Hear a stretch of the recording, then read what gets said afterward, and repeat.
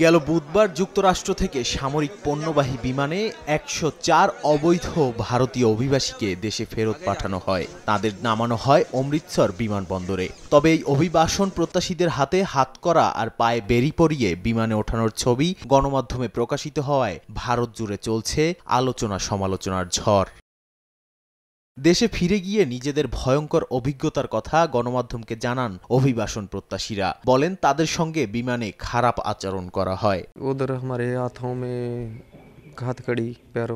আমাদের হাত পা বেঁধে নেওয়া হয়, এরপর আমরা মনে করি বন্দিশালায় নেওয়া হচ্ছে, কিন্তু তারা আমাদের বিমানবন্দরে নিয়ে এসে বলে ভারতে পাঠিয়ে দেওয়া হচ্ছে। দীর্ঘ ৪০ ঘন্টা যাত্রা শেষে অমৃতসরে পৌঁছে খুলে দেওয়া হয়। इंडिया जा रहे हो फिर हमको 40 घंटे लगे। हथकड़ी लगा दी थी भाई जो कैंप में तो निकाले ना। আমাদের হাতকড়া পরিয়ে ক্যাম্পে নেওয়া হয়, যেটাকে তারা বন্দিশালা বলে থাকে। শিশুবাদে নারী সহ আমাদের সকলের হাত পা বেঁধে দেওয়া হয়। আমাদের খাওয়া কিংবা ওয়াশরুমে যাওয়ার জন্য একবারের জন্যও তারা খুলেনি। वॉशरूम भी करना हुआ, फ्रेश भी होना हुआ, ऐसी कोई सुविधा नहीं दी गई।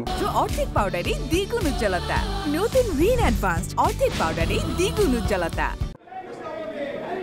এমন অমানবিক প্রত্যর্পণ নিয়ে আলোচনার জন্য পার্লামেন্টের দুই কক্ষে বিরোধীরা দাবি জানালেও তা মানা হয়নি। প্রতিবাদে পার্লামেন্ট ভবন চত্বরে রাহুল গান্ধী, প্রিয়াঙ্কা গান্ধী সহ বিভিন্ন বিরোধী দলের সদস্যরা বিক্ষোভ করেন।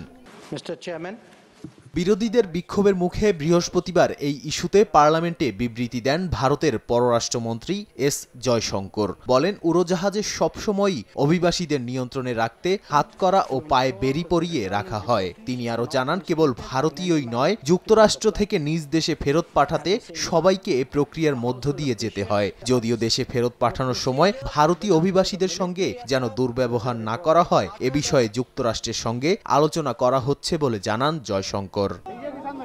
তবে এমন বিবৃতির পর বিরোধীদের তোপের মুখে পড়েন ভারতের পররাষ্ট্রমন্ত্রী। তাদের অভিযোগ হাতকড়া ও বেড়ি পরানো ভারতীয়দের ফেরত পাঠানোর রীতির প্রতিবাদও করেনি ভারত।